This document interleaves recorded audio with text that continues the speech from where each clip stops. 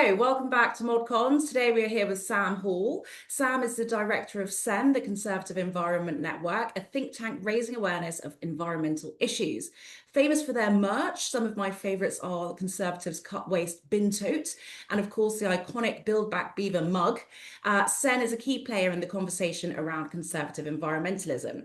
Sam, its director, was previously an advisor for Sir Michael Gove at DEFRA, the Department for Environment, Food and Rural Affairs, and head of research at Bright Blue. And we are absolutely delighted to have him with us today on ModCon. Sam, thank you so much for joining us today. Thank you for having me on, and thank you for the kind words about the CEN merch as well. I will pass that on to the team. The CEN merch is iconic. Yeah. I absolutely love it.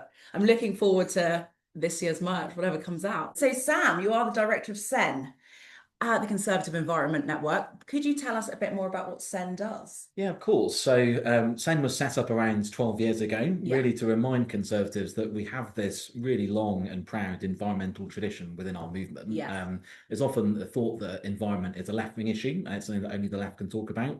CEN exists to challenge that and to say that actually, if you go to the kind of roots of conservative philosophy, if you look at people like Edmund Burke and Roger Scruton, those arguments for protecting the environment are actually very deeply intertwined with the arguments for conservatism. We want to protect what is best about our past and to hand that on to future generations. That applies to loads of different policy areas, but I think that the paradigmatic case, as Roger Scruton said, is actually the environment. So CEN exists to remind Conservatives of that heritage, and then also to try and campaign with our network of politicians. So we've got a parliamentary caucus, we've got a council network, to translate some of those principles into practical environmental action as well. Amazing. I love that. And your councillor network is really interesting. I remember coming to one of your roundtables once, and you've got so many people who are very keen on spreading the word. Doing that work. It's so inspiring to see what Conservative councils are doing around the country on the environment. I mean, we have on our website actually a map of like case studies of what different councillors have done, and obviously no one council does everything brilliantly, but the pockets of excellence everywhere. And a big part of what we try and do is spread the word so that other people can copy what other Conservative councillors have done and take inspiration from their colleagues. So lots of great energy from councillors. I didn't know about that. I'm learning every day. So you've always got like very interesting campaigns going. What are you working on at the moment? So we're just actually kind of launched some new campaigns actually. So perhaps sort of talk through a couple of them. So one we're doing at the moment is around energy security, because I think something that Claire Coutinho has talked about in the Shadow Energy Secretary role, that we risk at the moment transferring from a dependence on imported fossil fuels to a reliance on critical minerals, predominantly from China. And that's something that we have to avoid as we do the clean energy transition. It is a good thing to be moving away from fossil fuels. We are in a declining production scenario in our North Sea, where we've relied on for many years for oil and gas production. Unless we want to become more import dependent, we do have to shift to things like renewables and nuclear. But we absolutely have to try and onshore more of that supply chain so that we're not as reliant on particularly Chinese supply chains for the components and the minerals that go into it. So we've got a big campaign to try and show that there are practical solutions to avoid that increased dependence on China as we deliver the energy transition. Another one that's sort of a bit more niche, but it's something that a few MPs in our caucus have started raising in Parliament actually, which is around floating solar. Cool. So this is a technology which basically at the moment can go on reservoirs, but you could in theory put it on other kind of man-made water bodies. And really it's sort of come out of the fact there's a lot of concern about ground-mounted solar and agricultural land going into solar. And what these MPs have been saying is that we should be much more ambitious around putting solar on reservoirs instead, where there isn't that conflict with food production. And actually there's a benefit in terms of water security as well, because it helps to shade the reservoir, which reduces evaporation, means we've got more water supplies in summer when it's hot and dry. So that's another thing, and we want to see the planning rules basically for installing those floating solar panels made much more simple and streamlined. So that's really interesting. So there's a couple, but lots more to come. We want to do stuff on flooding, and we've got a big campaign as well around how we can reform some of the environmental rules that tie farmers up in red tape, specifically when they're trying to do good things for the environment on their land. So things like building on-farm reservoirs or slurry stores.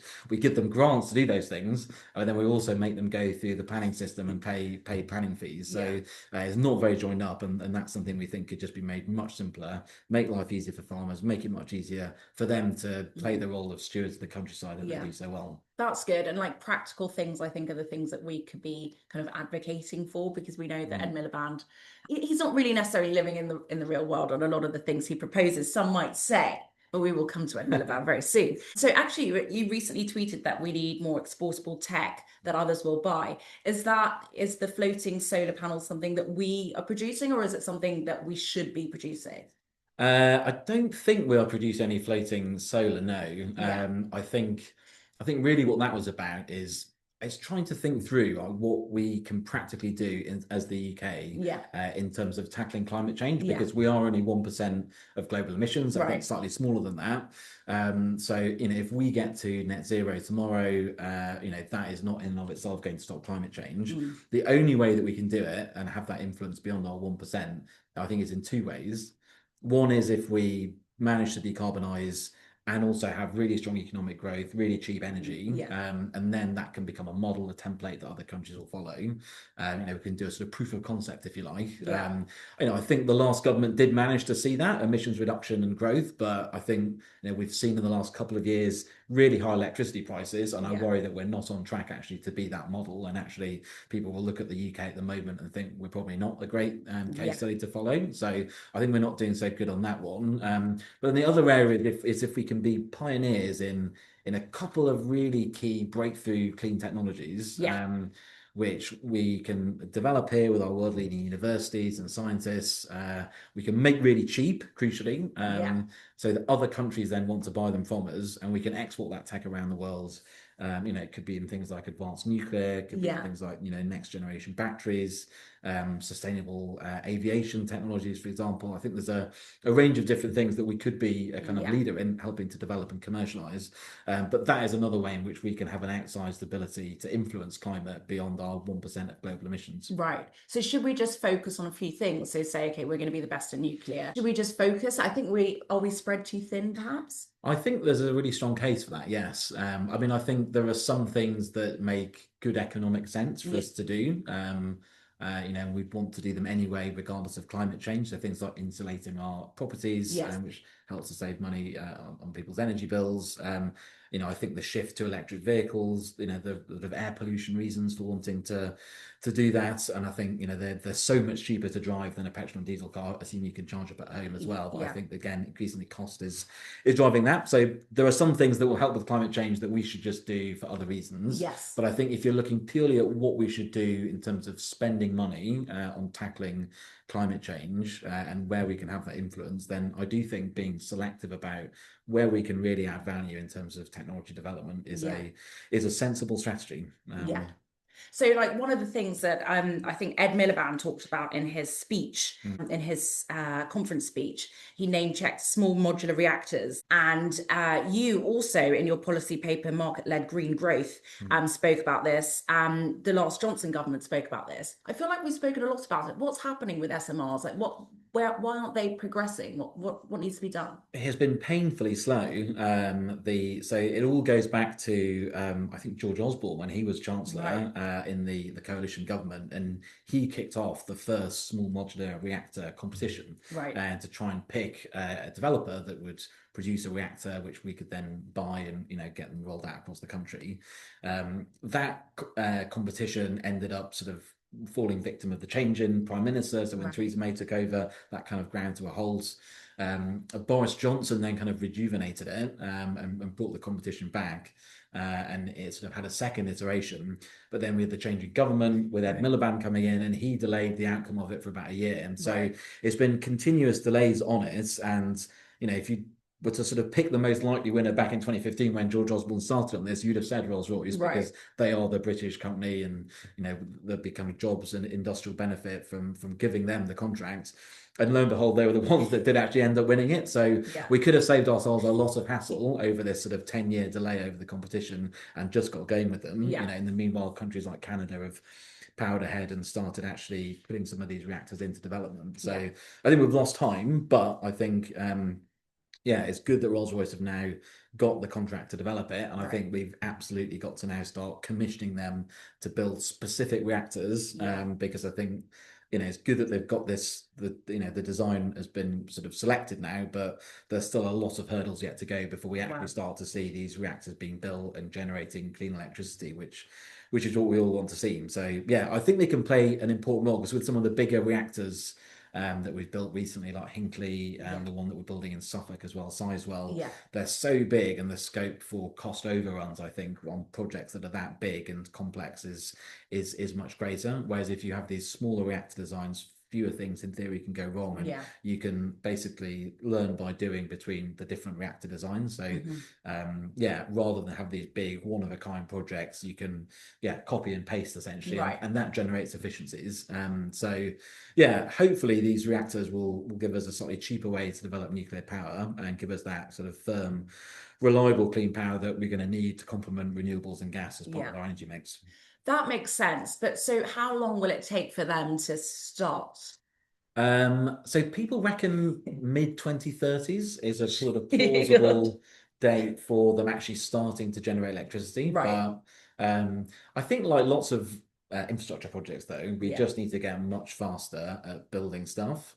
We do need to streamline our planning, our environmental regulations, so that it is much faster to get stuff actually up and running. And I think we add a lot of cost and delay to projects unnecessarily because of how lengthy this process is, and how long we spend consulting, and how long, with nuclear, there's been lots of delays in some of the Hinkley reactors, because we've insisted on various small tweaks to the reactor design that was approved by the French regulator and has been rolled out across France, but we wanted things done slightly differently. Our regulator made them make all these changes, and so that has added time and money to the process. So I think mid 2030s is when people expect, but like with everything, I hope we could do it quicker if we were to actually properly streamline some of these processes. And it's a sort of affliction of all sorts of infrastructure projects, I think.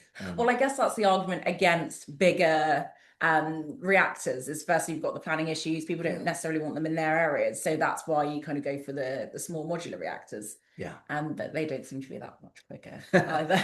No, well, I think they're a bit further off. So I don't actually think there's a fully operational SMR yet in terms of like a civil nuclear context. So you've got them in nuclear subs, which is where the ideas come from, but we don't have them actually generating. So they are a more nascent technology, and I think that is also part of it. And I think, the first of a kind of any project is always going to take more time. You've got to skill people up. You've got to create the supply chain. So I think, inevitably this first one's going to be difficult. But I think once you've got that done, hopefully you can then start to have this pipeline, roll them out, and it can be done much more efficiently. Well, that would be great. We wait with bated breath. And I know it's not up to you to speed up the process. So talking about decarbonisation and kind of green industrialization, there's long been a narrative that we are the world leaders in decarbonisation, and that emerging markets like India and China are kind of adding to the mess, and we're only 1% of the problem kind of thing. This may have been true a decade ago, but China and India are actually now leading the way in green industrialization. Is it fair to say that we focused on reducing emissions instead of green reindustrialization, and then we got it wrong?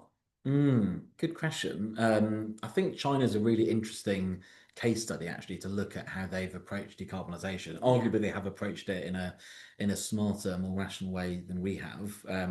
So they, as you said, have really emphasised and sought to dominate the supply chains for lots of both the critical minerals and the clean technologies that the world will move to as we decarbonize.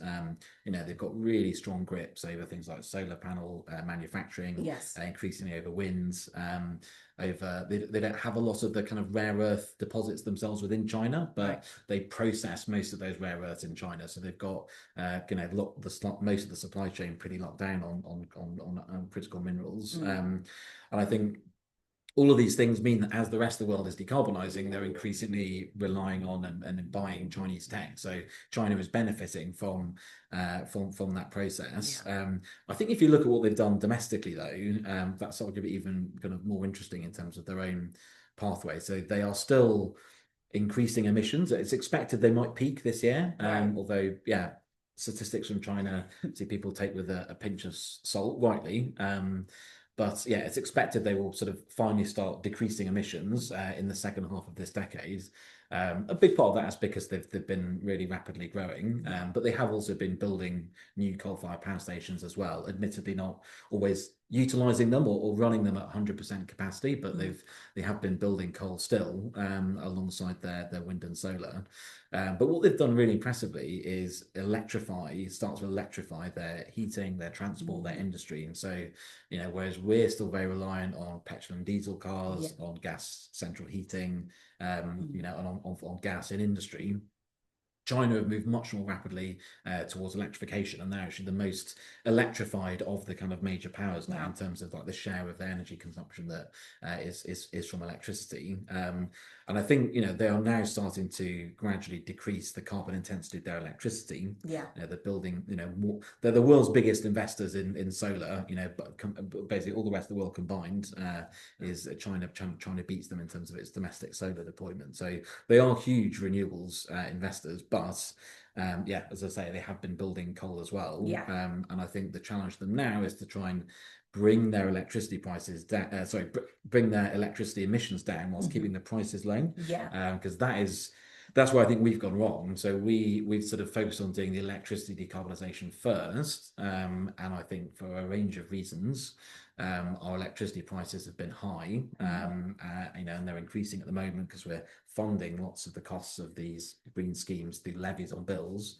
I think the lesson we could learn from China is that if you have cheap electricity, that massively helps you with this electrification process, which we know is going to be crucial for climate change. I'm not sure if we're ever going to be a kind of mass manufacturing power like China of solar panels. I think we'd struggle to compete on cost.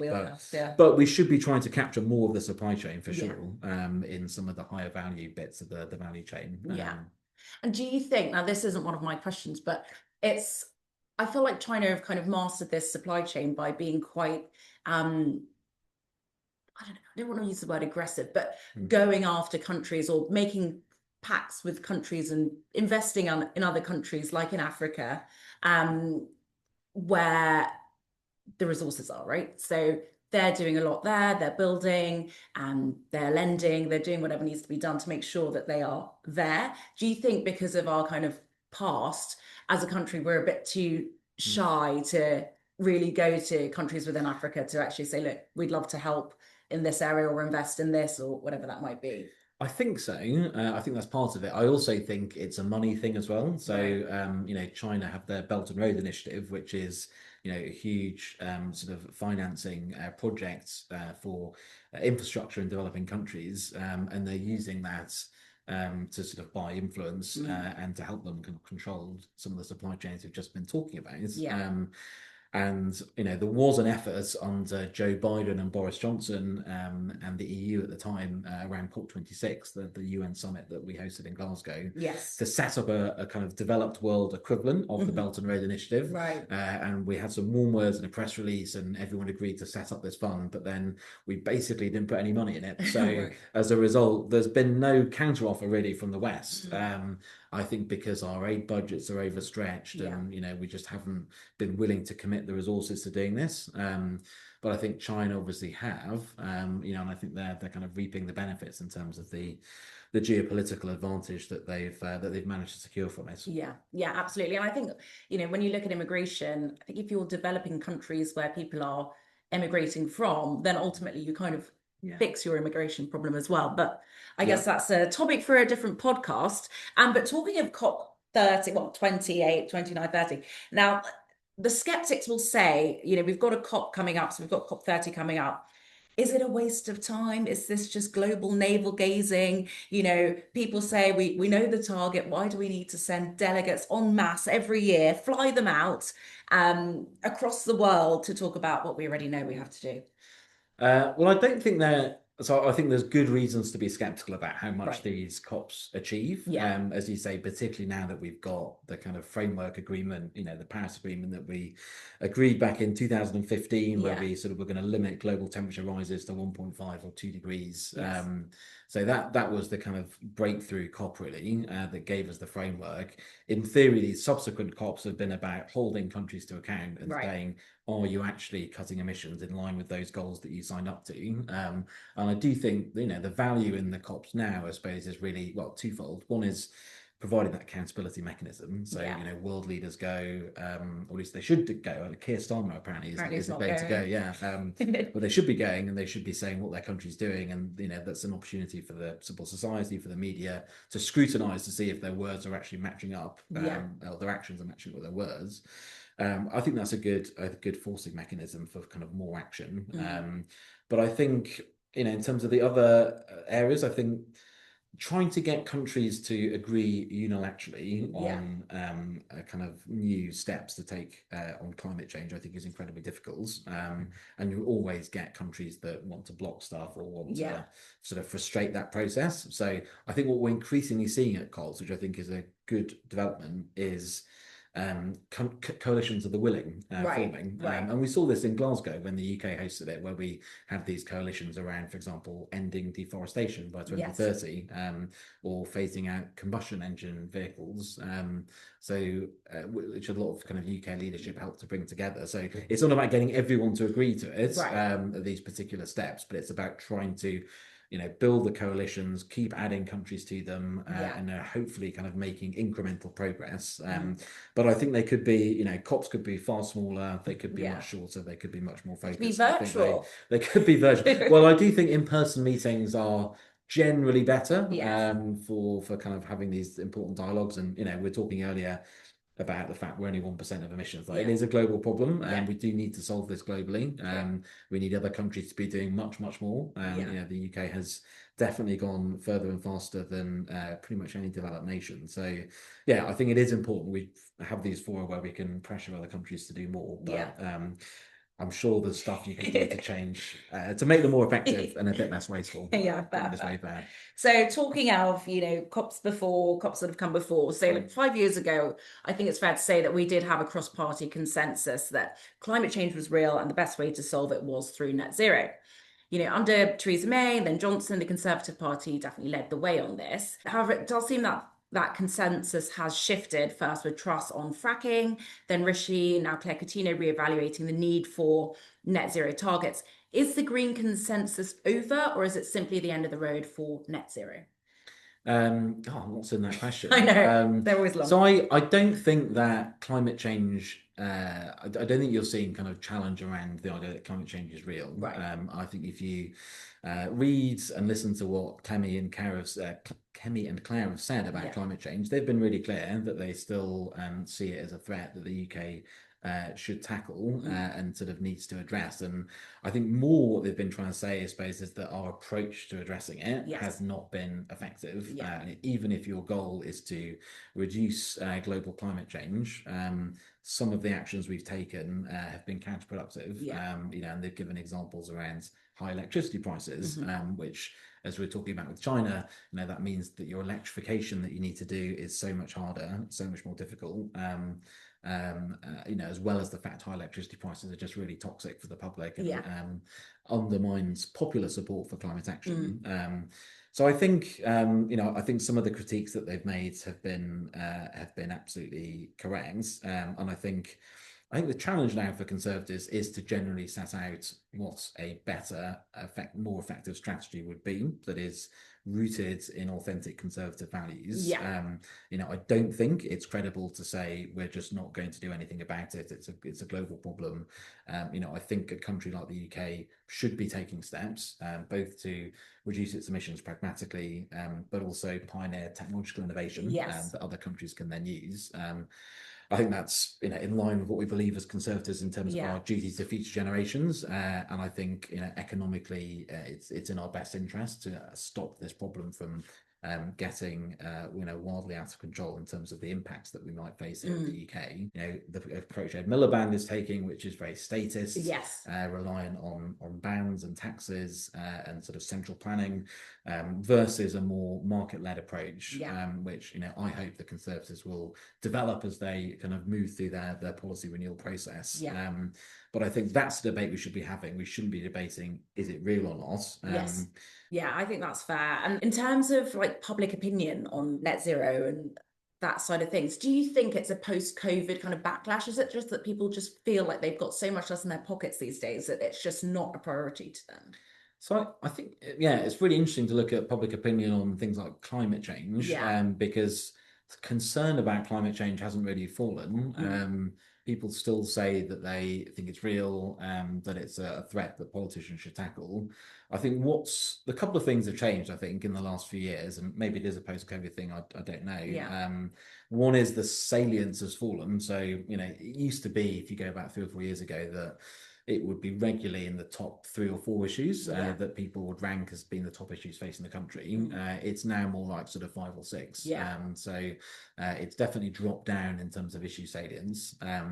The other thing that I think we've seen is a more polarization around some of the specific, particularly status measures. So like the ban on new petrol and diesel car sales, for example, or bans on new gas boilers, where I think that fear about having higher costs imposed on people, I think has sort of has filtered through to the general public. I don't think it necessarily means that they're opposed to these technologies, but they don't want the governments to force them to buy them. And I think that, to me, in terms of thinking about a conservative approach to these issues, we should be thinking more about incentives and how we can make the greener choice the easier, the more convenient, the cheaper option for people. I think that's fair. And I guess like you have like a lot of environmental activists, like Just Stop Oil and stuff, throwing things and blocking roads and destroying art. I think that probably also doesn't help with people's view of things. It's turned the environment into a culture war, these sorts of things, right?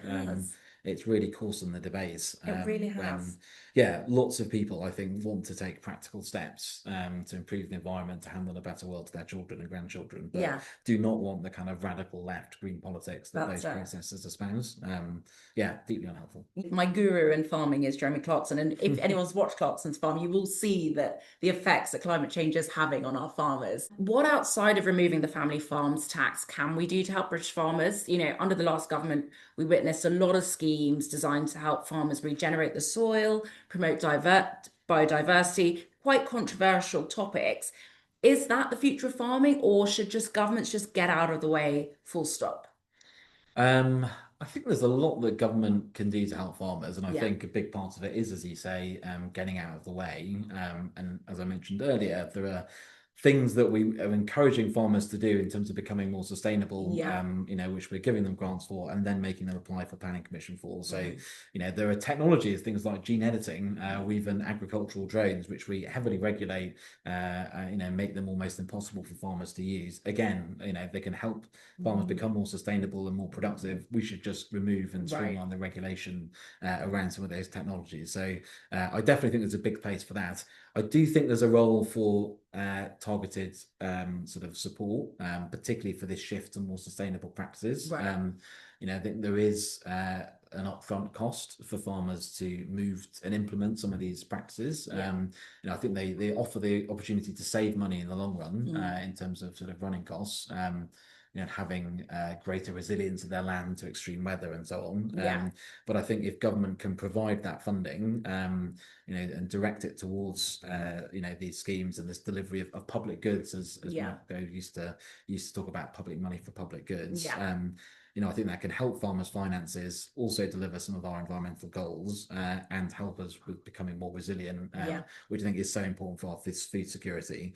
But ultimately, you can't deliver any of the kind of environmental improvements we need without financially thriving farm businesses. And that is why I think the family farm tax and lots of the other changes that Labour are bringing in to penalise farmers are such a bad idea, and they're actually alienating the farming community from lots of the kind of environmental agenda, which is what ultimately the direction of travel that we should be trying to move in terms of more sustainable production. So I think my final point on it is that I think we've been very reliant on this sort of pot of public money to encourage farmers to take up these practices.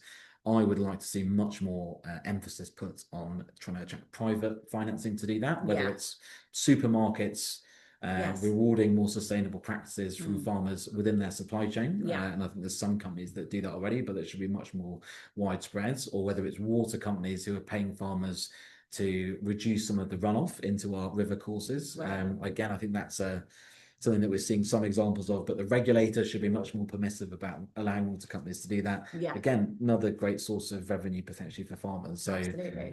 yeah, I do think we could do much more in terms of getting private money to go to farmers so that we're not as reliant on this pot of money, because we know that, yeah, the government's very short on money, and as much as I'd like to see a bigger farming budget, Yeah. you know, it's not that realistic at the moment. They don't seem very high up their priorities list, just to put that very up true. there. And okay, so let's move on to a controversial topic, rewilding. Yes. Dun, dun, dun. Okay, so I understand the principle of rewilding, but we are seeing a lot of councils who use rewilding as an excuse to leave public spaces unkept. I saw this a lot in Brent, and residents brought it up on the doorstep. Is it too cynical to say that some councils are using rewilding as an excuse to relinquish their duties? So I'll just start with rewilding itself, Yeah. because I think, yeah, it's a very emotive term, and it obviously means a lot of things to different people. I think for a lot of people, they kind of associate it with like introduction of formerly native species that have Yeah. since gone extinct, and that conjures up a lot of controversy for some people. But I think at its core, it's essentially about trying to allow natural processes to reassert themselves. Yeah. So that, you know, it's less intensive styles of management, and you can allow some of the nature that has been lost to return. Yes. You know, I don't think it's appropriate everywhere, to say the least. I think it can work well as a strategy for nature restoration on some types of land. But I think, you know, even some of our nature NGOs, I think, wouldn't use it as a kind of approach for some of their reserves, where they're particularly trying to manage the land for a certain type of species. So yeah, I think it can be very effective in terms of bringing species back, and it's in terms of allowing degraded land to recover. And I think there's some amazing examples like the Knepp Estate in Sussex, which I think has yeah, seen hugely positive results in terms of their biodiversity indicators. But yeah, I think, as you say, we've got to make sure that councils are not misusing it. You know, and the, you know, whilst I think there is definitely merit in not mowing your verges, you know, to within an inch of their lives every week, or dousing every bit of green space in chemicals, like that probably isn't that great for biodiversity. But I think there's a middle ground, and people do want to see things looking reasonably tidy as well. So I think it's maybe about less frequent, and it's about using slightly less pesticides. It's not about an absolutist no. And I think that's, yeah, often where a lot of the kind of environmental movement goes wrong. I think it's a bit too absolutist and extreme, and actually just doing less of these things is still a big win. So what is the kind of the positive case for environmentalism? Is it a case of you getting more people into the countryside and appreciating our rural communities? How can we kind of, you know, make that positive case for environmentalism? I think there are many different strands to it. I mean, I think I always start, and we always talk at CEN about that sort of intergenerational aspect of it. So, you know, this is about a kind of natural inheritance, if you like, which we received from our parents and grandparents, which we now have a duty to protect and to hand on to the next generation. And I think, you know, if you talk about why people should care about the environment, like protecting the world for their children and grandchildren is almost always sort of near the top of the list. I do think wildlife and biodiversity and landscapes is another. So, you know, we're incredibly proud as a country of our countryside, of our sort of green and pleasant lands. And, you know, it's definitely not perfect. You know, we've not got as much biodiversity and as much wildlife as I would like to see in there. But I think, you know, it is very beautiful. It is something we're rightly proud of. And I think, you know, we should be trying to protect it and to restore nature to it, and to try and, you know, bring back some of the habitat types that we've lost, and dare I even say it, some of the species that we've lost. The beaver, for example. Great to see back in the landscape. So I think there's a patriotic case rooted in our love of countryside. And then, yeah, the other point I would make is around the local, which I think is absolutely how a lot of people approach these issues. And I think it is basically just about your home, your community. Like Yeah. the Roger Scruton talks about oikophilia, which is a Greek word meaning love of home, as being the motivation that we have as conservatives to want to care about our environment. Yeah. And I think that is absolutely something we should appeal to when we talk about it. What do people see in terms of their local environment when they walk out their door, where they go walking their dog? People want to protect that's on their doorstep. So yeah, I think those would be the kind of the routes in for me to try and speak to Conservatives. I love that. And just to wrap up, Sam, where would you like to see the Conservative Party in 4 years, and what gives you hope? I think it's been, as we talked about earlier in the podcast, I think really, we support and recognise some of the critiques that have been made of environmental policy, in the last Parliament, and particularly by Ed Miliband, who's taken some of those mistakes and put them on steroids. So I think it's right that Kemi and Claire and others have said we're looking at that whole approach. But I hope that as we go through the policy review process in the next few years, we do start to see some really fleshed out, really detailed policy work on the environment. I think we've done it as a party in areas like the ECHR, where I think we've looked at all the legal ramifications and looked at the kind of international treaty obligations that we have and come out with a clear plan to leave it. I think we now need to do something similar for the environment, where we start on the basis of, we want to make a contribution to this global problem, but we want to do it in a way that's actually meaningful, that's not going to waste taxpayers' money. And these are the actual tangible steps we're going to take that will bring down global emissions and solve the problem. In terms of what sort of gives me hope, I think I'm really excited to hear some of the rhetoric that Claire and Kemi have come out with around nature, because I think this is such a natural fit for Conservative values, to want to protect our native wildlife, our native landscapes and habitats. There's, as of yet, I think, work to do on the detail of what that would look like, but I think it's really exciting that the party seems to be taking that agenda seriously and wanting to be ambitious in it.